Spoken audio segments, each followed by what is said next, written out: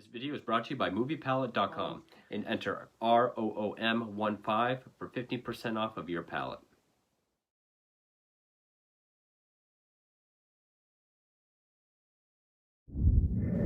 Hey horror fans, welcome back. I am the Blood Guy, and this is another review for a film based on a real-life serial killer. So recently I did the British made-for-TV film See No Evil based on the Moors murders, which was actually part of a trilogy put up by ITV of films based on real-life serial killers in Britain over the last 100 years. I believe this is the first film in that trilogy, which consists of See No Evil, Harold Shipman, Dr. Death, and this film, which came out in 2000, or aired in 2000. This is another one that I don't own, but I did find it on YouTube. I was able to find it full, uncut, a full 3 hours on YouTube. So this is probably going to be another long video, kind of like Capture the Green River Killer. In fact, there's a lot of similarities with that film. But it aired in 2000, and it is This Is Personal, The Hunt for the Yorkshire Ripper, which is a case I've always been fascinated by. Serial killer Peter Sutcliffe, now known as the Yorkshire Ripper, which it got the name because at first from just the similarities, killing prostitutes, mutilating the corpses, being left out in public. But then there was a series of letters and an audio tape sent to the police and the press where a voice was calling himself Jack. Of course, that turned out to be a hoax, which this movie addresses all of that. But this was actually released as part of a box set on DVD, along with Harold Shipman, Dr. Death, A is for Acid, which is about George Haig, the acid bath murderer, and Brides in the Bath, which is about George Joseph Smith. Which actually I messed up. The trilogy that this is part of is See No Evil, This Is Personal, and Appropriate Adult, which is about Fred and Rosemary West. But Harold Shipman, Dr. Death was in that box set that this was released under. Now, it was written by Neil McKay, directed by David Richards, stars Alan Armstrong, Richard Ridings, James Lawrenson, John Dutine, Gerard Horan, Sue Cleaver, and Maggie O'Larenshaw, if I pronounced that correctly. Now, this was released over four episodes between January 26th and February 2nd of 2000 at 50 minutes per episode. So technically, it's like 3 hours and 20 minutes. On YouTube, it was 3 hours, 15 minutes, but it's essentially the full film. Peter Greenhalgh, if I pronounced that correctly, did the cinematography, and put out by Granada Television, and is an ITV film. Now, the thing about this film is, it's very similar to Capture of the Green River Killer, whereas we follow the main investigator, in this case, Detective George Oldfield. Over there, they have longer titles. Like George Oldfield is actually ACC. They go by that. I don't remember what it stands for, but like Detective Superintendent or Detective Chief Inspector. They all have longer titles over there, but Assistant Chief Constable George Oldfield. So they all have longer titles, but George Oldfield was the lead investigator on the Yorkshire case. We mainly follow him and pretty much everything he went through trying to solve this case, despite people not liking him within the police force, scrutiny and blowback from the public, from families, and everything leading up to essentially his heart attack right towards the end of the investigation. The film makes it look like he's still part of the investigation even after his heart attack, even though I think he was put out on leave for the remainder of the investigation in real life. So, those thinking we're going to get a Peter Sutcliffe film, you're going to be very disappointed because, similar to Capture of the Green River Killer, everything involving Peter Sutcliffe up until his arrest is not shown. Of course, Peter Sutcliffe was interviewed 9 times by police up until his final arrest, his initial arrest for when he finally confessed. It doesn't show any of that. It does show one questioning, but even then, we just see the detectives leaving his house and thanking his wife for having them over. Um, Kind of like how in Green River we see Gary Ridgway being questioned and then taking the polygraph. Here it doesn't show any of that. But we do see Sutcliffe as sort of this silhouetted or back to figure, stalking and following women throughout the red light district or public or other places in public. But we never see his face. His face, he's always either back to or shrouded in shadow. We don't see his face actually until he finally confesses at the 3-hour, 7-minute mark. At a movie that is like 3 hours, 15 minutes. So, like the last 7-8 minutes of the movie, that's when we actually see Peter Sutcliffe's face. So, yeah, people thinking you're going to get like a Henry Portrait of a Serial Killer type movie, definitely not going to get that. Though there was a movie from 2011 called Peter that's more along those lines. I would say check that out. But me being a stickler for historical accuracy, this movie has a lot of that. Quite a bit, actually. And where almost every scene there's something that's noteworthy and to talk about fact or fiction. So again, very similar to Capture the Green River Killer. There's a lot of dates, there's a lot of names that come up on screen. It does pay very close attention to very small details, even very small things that happened. And I thought it was really good. Yeah, it is definitely more of the detective procedural type film rather than a serial killer film. But it's very accurate. I was actually very surprised how much detail they paid attention to in this film. I thought it was well acted. It can be kind of hard to understand, with the accents, especially when they're talking really fast or using slang terms. It can be hard to understand. But I thought this was a very decent film. Again, these TV movies, whether they be American or European, these TV movies definitely do not screw around when it comes to accuracy or detail. There's not much to say about the performance of Sutcliffe, again, because he's barely in it. We don't even see him as a silhouette until probably the halfway point, hour and a half.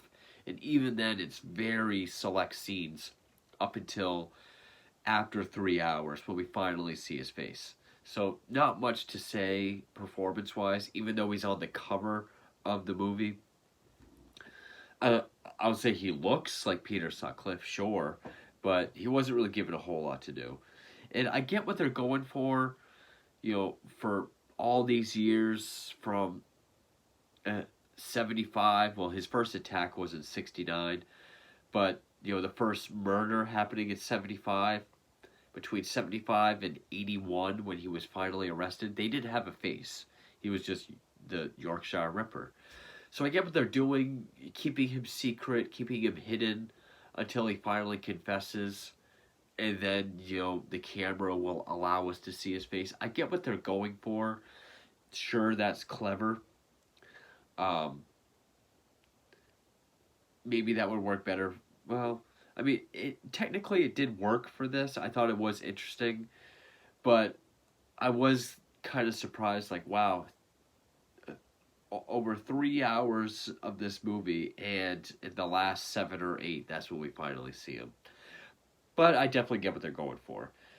I thought it was very interesting throughout. I'm sure people will say it's boring just because it's a procedural, because we don't see the murders, really. We don't see the killer do anything. I know people are going to hate it for that, but, I'm all for a good procedural film based on a real story, as long as it's accurate.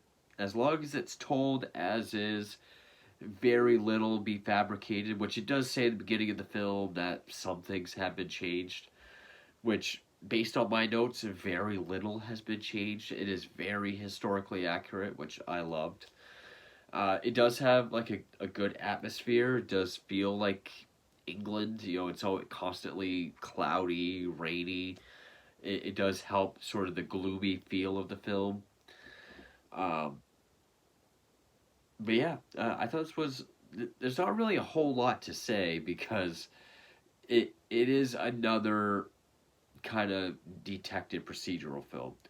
I mean, it goes into the hoax of the letters and audio tape that was sent in. It uses the real audio that was used. When they read the letters, there's pretty much verbatim from what the letters say. I don't think any of the photos that they show were real, but when we do see how bodies were found, they were laid out almost exactly the same as how they were described in all these books, documentaries that I've seen. There is a four-part documentary on the Yorkshire Ripper. Uh, Obviously, I meant to say on Netflix. There is a four-part documentary on Netflix, which I saw when it first came out, which was kind of a while ago. I'd want to watch it again before I review it. But yeah, this delves pretty deep into stuff, and it mentions the march, the feminist marches that were taking place during the time, the Reclaim the Night movement. It goes in. It mentions smaller things like the father of one victim dying just a couple years after the death of his daughter. It has all these little mentions of other things that happen. It delves heavily into like the $5 note that they found. That was a huge piece of evidence. Uh, how a lot of people, how Sutcliffe was let go because he wasn't a Geordie, which they thought the killer was going to be a Geordie. It shows the public backlash, and it pretty much built on this over-reliance of certain clues that allowed Sutcliffe to get away. It mainly focuses on the over-reliance of clues, just the fighting within the department over what directions to take, blowback from the public. It focuses all more on that than Sutcliffe himself, which is fine. And I thought it was very accurate. Based on everything I've read and everything I've seen, everything I could find with stuff that I wasn't 100% on, this movie's fairly accurate. And I thought it did a very good job. Really makes me ready to see the Harold Shipman film, which I will be watching next.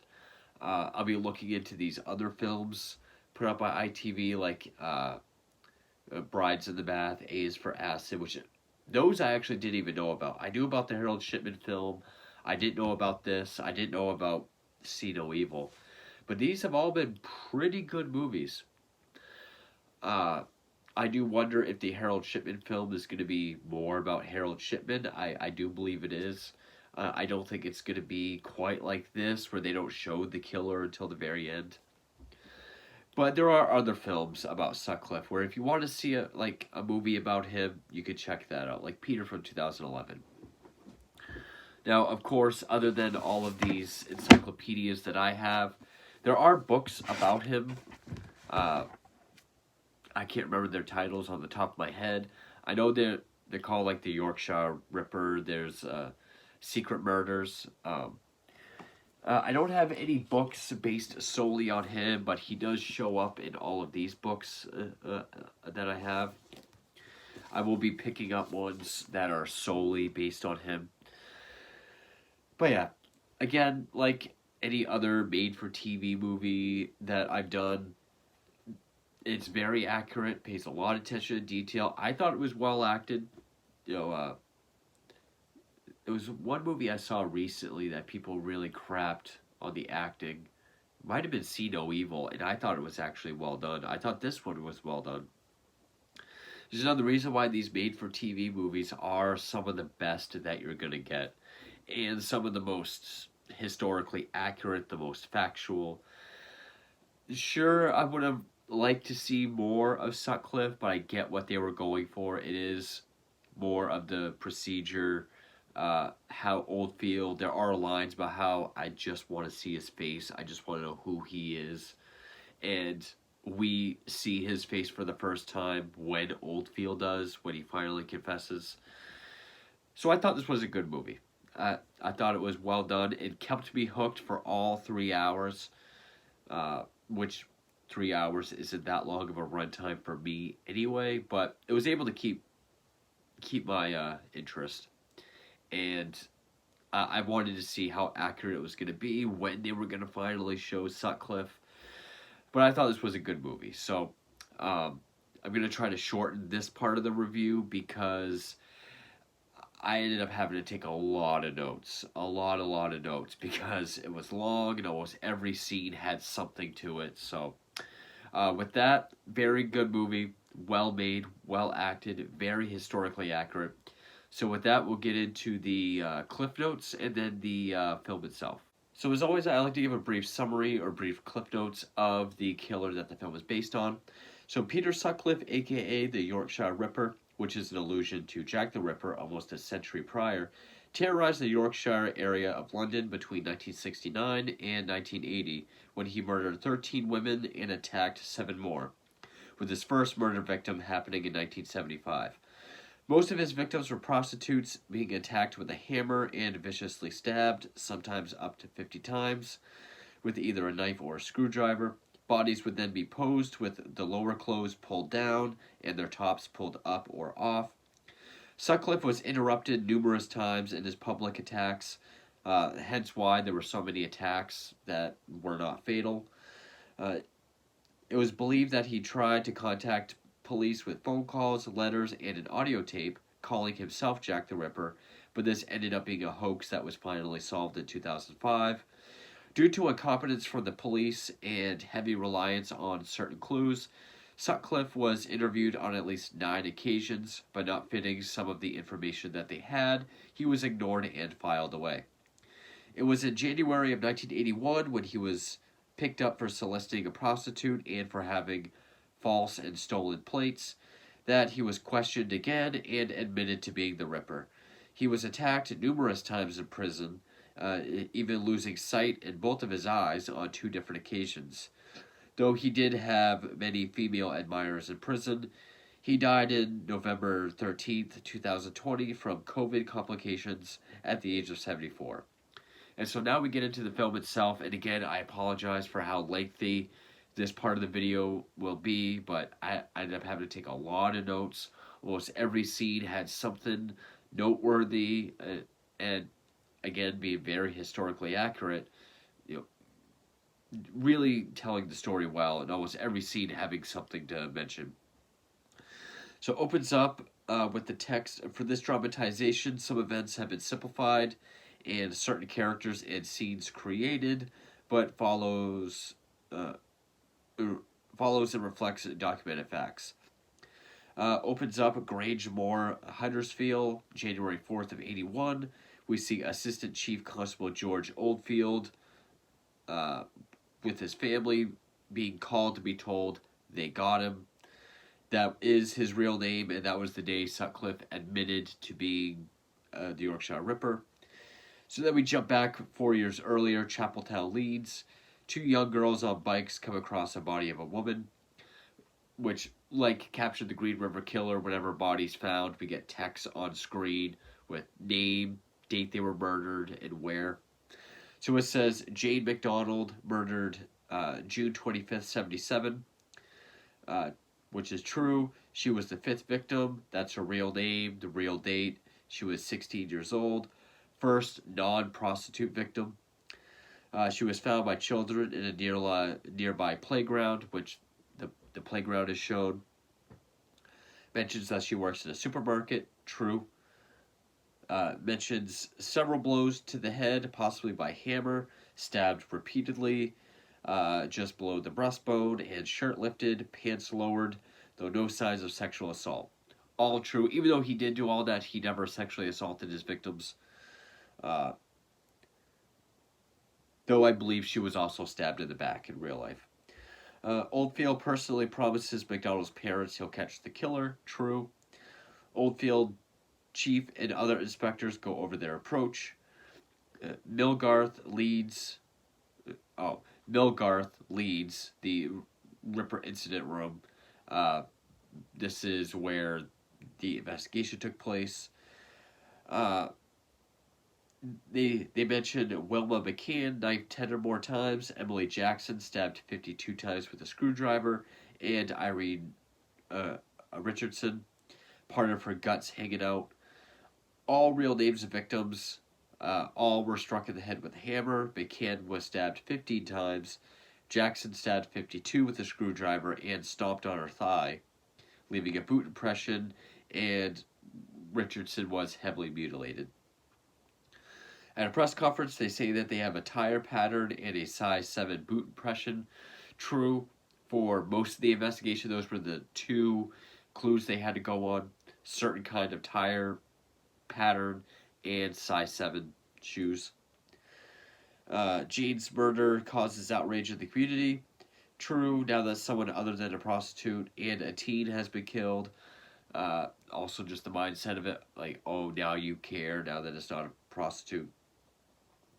Oldfield wants to abandon the lead of the tire marks as it would be too slow to track down thousands of cars. I'm not sure who it was that wanted to abandon that idea exactly, but I do know eventually that did end up being dropped. Shows another woman being attacked and showing her in the hospital. Her name's Myra Lorton. Hammer blows to the head, stabbed in the back and stomach. Says she had been at the Mecca dance club. And then someone in a white car pulled up and offered her a lift. Next morning, people heard whimpering and found her. Now, this is possibly based on the attack of 42-year-old Maureen Long, which was July 9th, 1977. She had been dancing at the Mecca. Sutcliffe pulled up, offered her a ride. Night watchman did note a white Ford Cortina Mark II, which was the car the police were given, even though it was a white Ford Corsair, and two women who found her said they thought they heard the sound of a baby whimpering. So they had a lot of details that's been known to the police. In real life, she was suffering from hypothermia when she was found, and she had a hammer blow to the back of the head, stab wounds in her back, stomach, and chest, and slash from her breast down to her navel. Lorton was able to give a description to a composite artist. True. A cab driver, Terry Hackshaw, is questioned in the Lorton attack based on the description of him, which is true. Terry Hackshaw was a cab driver who was questioned and suspected for, I think, almost a year or a little over a year. And Oldfield really wanted Hackshaw, but the evidence was always circumstantial. He was a major suspect for almost a year. Oldfield and Detective Jim Hobson, which all those names are true as well. Jim Hobson, Dick Holland, Superintendent Jack Ridgway, all the correct names. Discuss patterns of the Ford Corsairs and Cortinas, tire patterns, and how the night watchman saw a Cortina Mark II, which doesn't match the tire pattern, but the Corsair does. Which the watchman did think he saw a Mark II, but it was a Corsair, which is what Sutcliffe had. Then it shows the West Yorkshire Police Headquarters in Wakefield. Then it says, then a body is found in an old greenhouse, which it says Jean Jordan, murdered October 10th, 1977, in Manchester. Real name, real, which she was 20, she was a prostitute, but she had been killed on October 1st, and she was found on the 9th. So I think that was like one of the first not entirely true things or tweaked things that I came across in this film. She was actually found by Bruce Jones, who would go on to be an actor, and she was in some bushes near an old shed, not the old greenhouse. Uh, and this was the victim where he left a brand new $5 note, which would become a huge piece of evidence or a clue. Uh, Oldfield and other detective say that the mutilation was during the initial attack, but the attempted decapitation was almost 2 weeks later, which is true. He struck her with a hammer uh, around 10 times, but he was interrupted. Sutcliffe was interrupted a lot. So then he fled, and then it was some days later on the 9th when he realized he left a $5 note. So 8 days later on the 9th, he realized he decided to go back to try to find it. He couldn't find it, and then that was when he went into a frenzy and further mutilated the body and tried to decapitate her with a hacksaw. Um,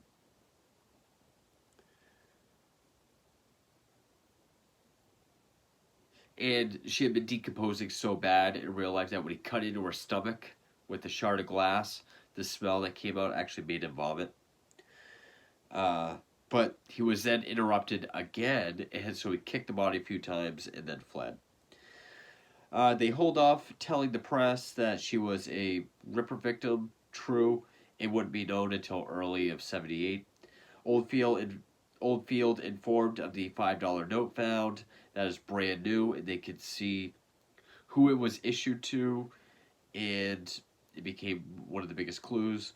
The $5 note is found to be a payroll note from a bank in Shipley and gave a possibility of 6,000 men. It was from a bank in Shipley, but I think it was possibly between 5 and 8,000 men that it could have possibly belonged to. This is when we finally see a silhouetted figure in a car watching a prostitute. Then the next day, Oldfield is informed of a 25-year-old prostitute who was attacked, hit with a hammer but survived, gave a description. Tire marks were similar, but they don't think it's good enough. But we, the audience, looking at the description that the woman gave, we know that it's Sutcliffe. Based on the December 14th attack of Marilyn Monroe, I'm guessing, which Sutcliffe was interviewed about, and he was interviewed and disregarded numerous times. Superintendent Ridgway wants to abandon the $5 lead. Oldfield does not. Either way, in January of '78, they dropped that as a clue. Computer advancements pick up, and they're able to do this sort of index system where they put cars and plates seen in the red light district into a system. We see Peter Sutcliffe's name and plate be put into it. Then we see that another body is found, and on screen it says Helen Ritka, murdered January 31st of '78 in Huddersfield, which is true. She was the 8th victim. That's the true date. But she wasn't the first one that month. 21-year-old Yvonne Bradford was killed 10 days prior to that, which Bradford was struck in the head several times with a hammer, and then he jumped on her chest and then stuffed horsehair down her mouth to suffocate her, which was from an old sofa that was nearby, which she ended up hiding her body under. But on the one on screen, Helen Ritka, true date, she was struck in the head with a hammer 5 times, as many as 5 times. When she got out of his car, he gave her a ride. He stabbed her in the chest numerous times, stripped her of her clothes, lower clothes pulled down, upper clothes pulled up. And she was found 3 days later, hidden in a timber yard, which the film shows. It doesn't show the body, but shows the scenery, the setting. They interview her sister Rita, who was also a prostitute. True, they did.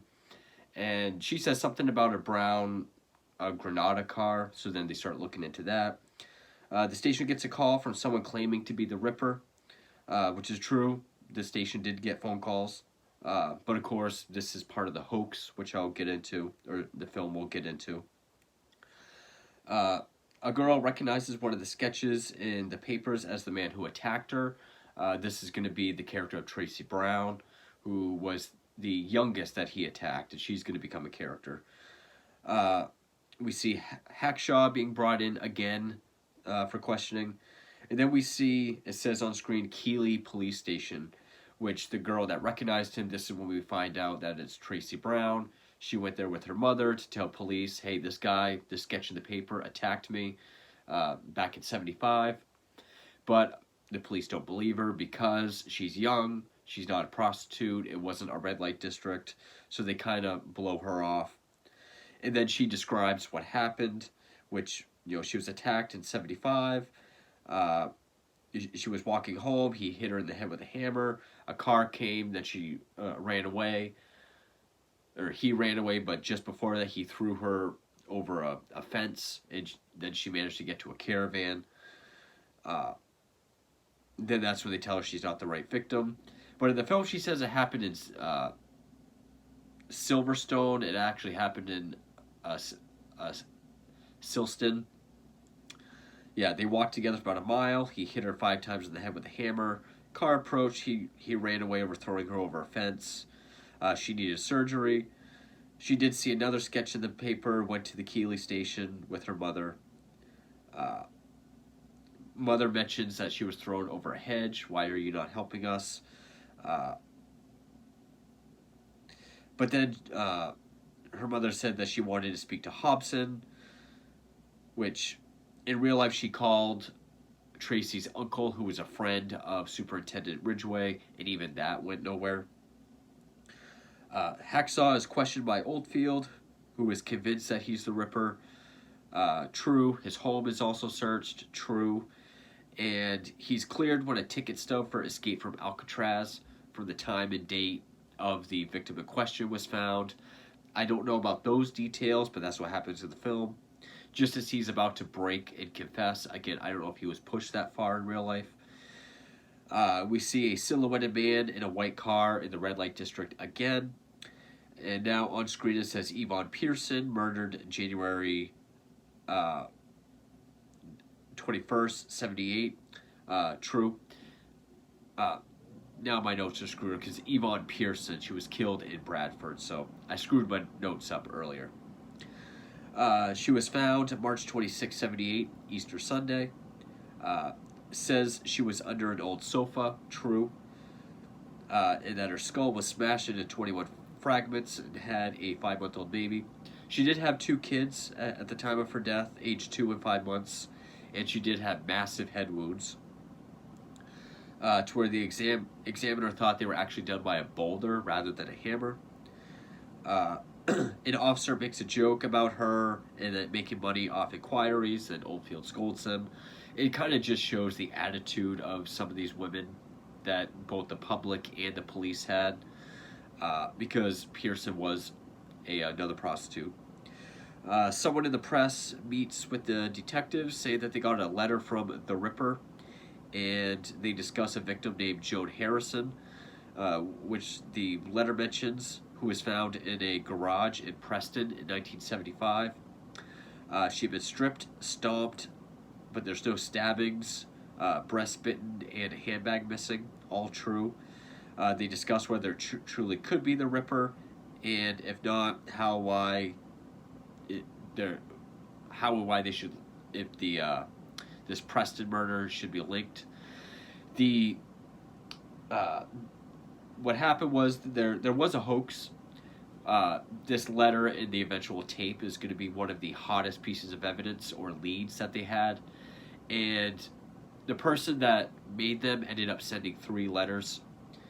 We see 2 being sent. The second one is mentioned. 2 of them to Oldfield, 1 to this guy from the Daily Mirror. So the first 2 in this scene, they're each discussing their own letters. And it did mention the murder of Joan Harrison in Preston in 75. uh, which, yeah, the letter did link the Harrison murder to the Ripper, but many years later it was shown to be false and the letter to be a hoax. They started calling it the Wearside Jack letter, tape and letters, which a guy named John Humble was arrested in 2005, which was after this film aired.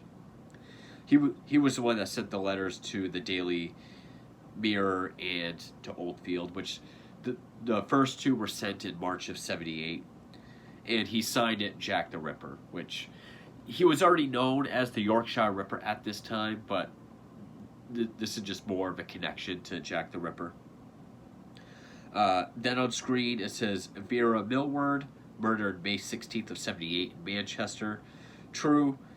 They say she had all the typical signs of a Ripper victim, and it fits what the letter said, which the letter said an old slut in Manchester, which Millward was 42, and it was in Manchester. Oldfield goes to Preston to look into the Harrison case. The blood type of the killer in the Harrison case was a B blood group secretor. True. They think that the Ripper killed Harrison, but he didn't. I could find who this guy was based on, but he calls himself DC Max Keithley, CID, who goes to talk to Tracy Brown about her attack. The way she describes it is very accurate. She goes into more detail in this scene. Says he'll relay it to the incident report, but he would never be questioned for it. And he finally admitted to it in 1992 that yes, he did in fact attack Tracy Brown. I put not sure who this guy is or who it might be based on or if this interview happened, but non-prostitute survivors were ignored since they didn't fit the profile. A publicity blackout is imposed by the chief superintendent. Oldfield protests the idea, but they go with it. I don't know the specifics on that. A third letter is sent, and it's almost verbatim to the actual letter, and it does mention how Vera Millward was in the hospital, the same one that she was killed in, or killed on the grounds of, which wasn't known to the public, and they take that as a sign that this has to be the Ripper.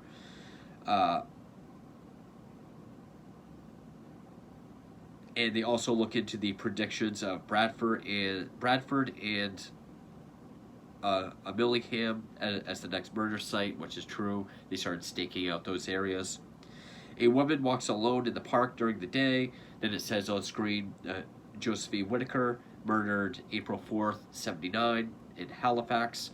True. She was 19 years old, not a prostitute, but it was late at night, not during the day, as the film shows. Sutcliffe approached, followed, and then walked and talked with her for a bit in the park, struck her in the back of the head with his hammer, and then stabbed her with a screwdriver. Dragged her into a darker part of the park, heard voices nearby, and then pulled her clothing back, turned her over, and then proceeded to stab her 21 times with the screwdriver in the chest and stomach, and 6 times in the right leg, and also thrust the screwdriver into her vagina. Her skull had been fractured from ear to ear.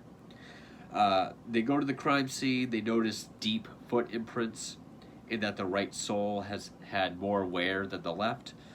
True. This would become another big clue. Oldfield mentions the 2 lacerations to the back of the head with the hammer, and a frenzied stabbing to the abdomen, and the stab to the vagina. True.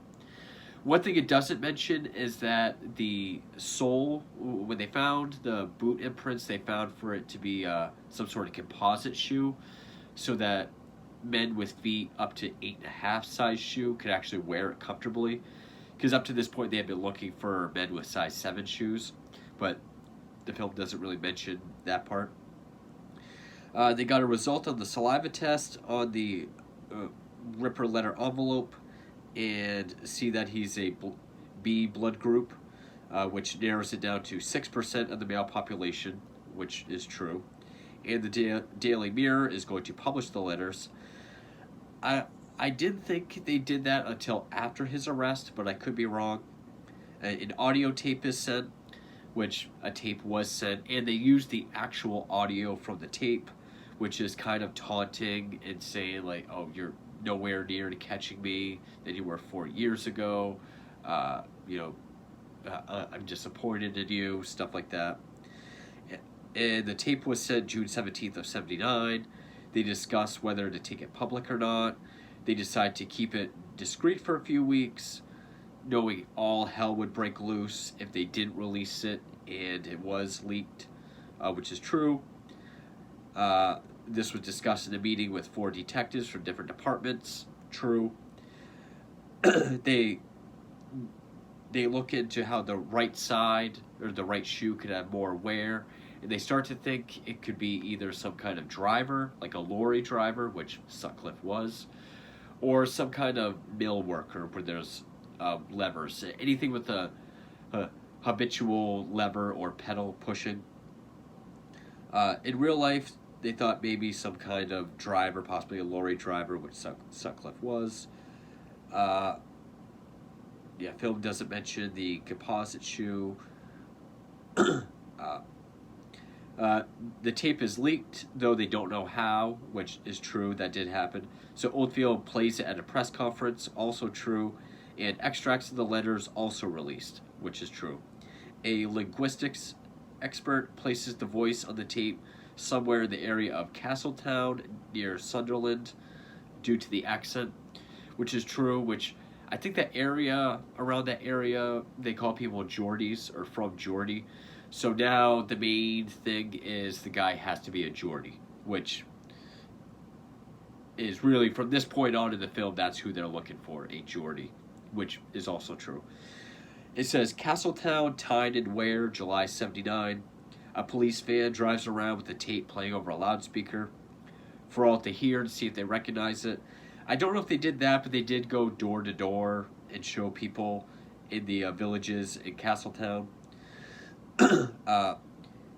We don't see the questioning, but we see these 2 detectives leave Sutcliffe's home and thank his wife for their time. This is the first time we see any kind of contact with Sutcliffe, even though we don't see him. First time it's ever even hinted. We only see his wife, Sonia. And the 2 detectives' names are Detective Constable Andrew Laptew and Detective Constable Graham Greenwood. And those were their names in real life as well. They're talking to each other, and they mention that he works in Shipley, would have to pass through Manningham often, that he was spotted 36 times by surveillance, also spotted in Manchester, and that he gave them the creeps. All true. These were all things that I've read them to say, and things that they thought on their initial meeting with him. They thought something was off about him. He was spotted 36 times. This was actually the 5th of 9 times that he was questioned by police. These two detectives didn't know about that, or that he was questioned for the $5 note, or about his red Ford Corsair being spotted in the red light district a number of times. Also mentioned his small feet and the gap in his front teeth, which was described by Marilyn Moore after her attack, and were attributes that they were looking for shortly after she gave her description. Oldfield sees Tracy Brown and brings the tape with him. True. Oldfield gets increasingly ill, coughing throughout the film, and at this point has chest pains. True, he was falling ill towards this time in real life. And on August 6th of 79, he took time off thinking it was a chest infection, and he had a heart attack. He lived, but the film is building up to that. Oldfield looks at an article titled Ripper Victim Father Dies of a Broken Heart, which is true. Jane McDonald's father, Wilford, died in 1979, 2 years after her murder. And again, it's small details like this that the film pays attention to that I really appreciated. Dick Holland files away Leptew's report and suspicions on Sutcliffe. I don't know if it was Dick Holland himself that did that, but Leptew's report was filed away, mainly because he wasn't a Geordie, and his handwriting did not match the letters. Oldfield has a heart attack but lives. True. Then on screen it says Barbara Leach, murdered September 1st, 79 in Bradford. Technically, it was 1 a.m. on the 2nd, but she was 20. The news report says victim number 12, when in actuality she was victim number 11. The film doesn't go into detail, and they won't for the next victims. Just says that we just see her being carried away. We see a pile of bricks, which is what she was found under, and mentions how her home was pretty much right next door. All true, same MO. He pulled up, let her walk by, struck her in the head with a hammer, stabbed her in the abdomen with a screwdriver, then lifted, pulled down her clothes, dragged her near a fence area, put an old carpet and stones and bricks on top of her. Her roommates called the police, and she wasn't found until later. And she was not a prostitute, and it was not in the red light district area. Oldfield put on sick leave, and an advertisement campaign goes out to help catch the Ripper, and word spreads of the letters and that the tape are a hoax, which DCI Zachrison, which is his name in the film too, he was one of the biggest people getting behind the idea that this was a hoax and doing all this searching into how and why the tape could be a hoax.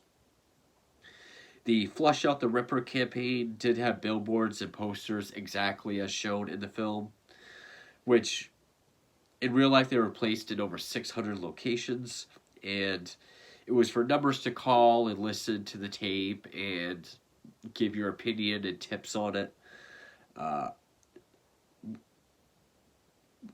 A radio play would play the tape, and all it did was overwhelm the task force, and it boosted the number of suspects up to around 1,700. So it was kind of a bust. It shows a feminist march in protest of failed police work and being told to stay inside and pretty much to protect themselves, and pretty much just the whole attitude towards prostitutes, which is true, and the movement was called Reclaim the Night.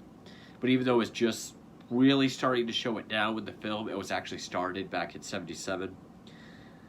The $5 note inquiry is reopened by Superintendent Ridgway. True, this is in early 1980. The number of firms that could distribute the note went from 30 to 3, just because the technology and different things they were doing this time around. It went from 30 firms that could have distributed the note down to 3, and the possible number of people that it could have been handed to is down from 8,000 to 300, which is true.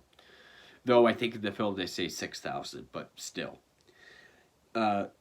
Silhouetted figure following another woman. He hits her with a hammer. We don't see it, but it's implied. Her boyfriend looks out the window. He's with the baby. He sees it going on. He runs outside, chases after him, and he flees, and she lives. This is true. They mentioned her name is Teresa Sykes. That was her real name. She was 16. This was on November 5th, 1980, which is a British holiday called Bonfire Night. She was walking home from getting cigarettes when Sutcliffe approached her, hit her at least once with the hammer. She fell. Her screams alerted her boyfriend, Jim Fury. She does call him Jimmy in the film. He chased after him, and he was with their baby, but Sutcliffe was able to get away. He did hide nearby, but I don't know if he was hiding behind a hedge with the police and dogs walking just on the other side of it. I don't know if it was that close of a call in real life. But then we see that another body is found by trash cans. It says Jacqueline Hill, murdered November 17th, 1980 in Leeds. True, she was 20 and she is to be the final victim. It shows her bloody handbag a distance away. The camera pans over. Which is true. He struck her with a hammer after approaching her, but then someone else was approaching the alleyway. So he picked her up, dragged her about 30 yards into this clearing, stripped her clothes, stabbed her in the chest numerous times, and once in the eye. But the film doesn't really describe any of that. It shows another Reclaim the Night March, and they pour red paint all over a poster of Mario Bava's Kill Baby Kill, and talk about how it promotes violence towards women. This isn't really a historical fact. It's just something I noticed because I thought it was cool to see a poster of a Mario Bava film. Sutcliffe arrested while soliciting a prostitute named Olivia. True, her name was Olivia Rivers. He gives the name Peter Williams, which his name was Peter William Sutcliffe, but he would use the alias Williams. And he has false plates, which is why he was brought in. True. And they mentioned that he's awaiting a court date for a drug driving charge, which is true. He was arrested for drug driving in April 1980. Then it says Dewsbury Police Station, January 3rd, 81. Sutcliffe questioned, mentions his twice being questioned on the $5 note, soliciting prostitutes. Then the arresting officers go back to where they arrested him. They find a hammer and a knife that he threw, which is true. He did do that. While another officer goes to look in the toilet cistern, which is in Britain, like the back of the toilet's up in the air, and there's up by the ceiling, there's the chain. They look in there, they find another knife, because when Sutcliffe was allowed to use the bathroom, he stuffed a knife up there.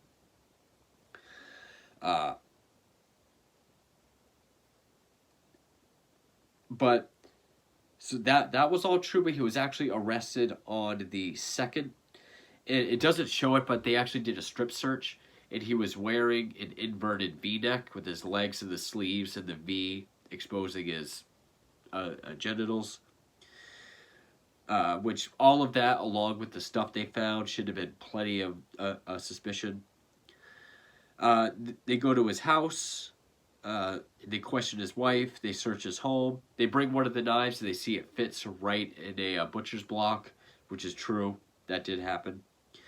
Holland mentions that he's been interviewed 9 times. True. Sutcliffe finally admits to being the Ripper, and this is the first time that we see his face, 3 hours and 7 minutes into the film. And this was after 2 days of questioning. So he finally admitted it on January 4th, 1981, which is when the film actually opened up. And at this point, Oldfield rushes in the room to get a look at him, and that's when Sutcliffe turns around, and that's when we see his face. And then we just get end text say Peter Sutcliffe was found guilty of the murder of 13 women on May 22nd, 81. Since his trial, he has admitted to further attacks, including that on Tracy Brown. He has not admitted to the murder of Joan Harrison. George Oldfield served out the remaining 18 months of his career in uniform. He died shortly after. True. The sender of the Geordie tape has never been identified. Actually, the case was reopened in 2005. They found it to be a guy named John Humble, and he was arrested and sentenced to 8 years for perverting a investigation or perverting justice. Excuse me. And then it just shows footage of Sutcliffe being brought outside and put into a police truck amidst an angry mob with the cameraman, because it's meant to look like a home video, with the cameraman screaming, "Die." And then that's the end of the film. So yeah, it's mainly the investigation of the Yorkshire Ripper. I mean, it's in the title, The Hunt for the Yorkshire Ripper. But I thought it was very good. Again, more so about Oldfield, more so about just the attitude towards the prostitutes, the very poor police work at large, even though Oldfield was very determined. The over-reliance on either weak leads or not very good leads and ignoring good ones. But it does have a lot of attention to detail. You might not learn a lot from Sutcliffe himself in this film, but you'll definitely learn a lot about the investigation, which is still definitely worth watching. Again, there's movies about Sutcliffe. There's Peter from 2011. That's more about him. But I thought this film was very good. I'm sure some people won't like it because it's not a serial killer film. It is an investigation. But if you liked movies like Capture the Green River Killer, I think you'll like this. It is well acted. I thought the guy looked enough like Peter Sutcliffe. Uh, I get why they didn't actually show his face until he admitted it. It makes sense. Especially since we're kind of seeing the film through Oldfield's eyes. That would make sense that we see his face when Oldfield does. But I thought this was a good film. So I do have a couple more serial killer films coming in. There are a few other ones on YouTube that I'll be checking out. My next review will be Harold Shipman, Dr. Death, which is another TV movie I think put up on ITV. But anyway, stay tuned for those, and thank you for watching.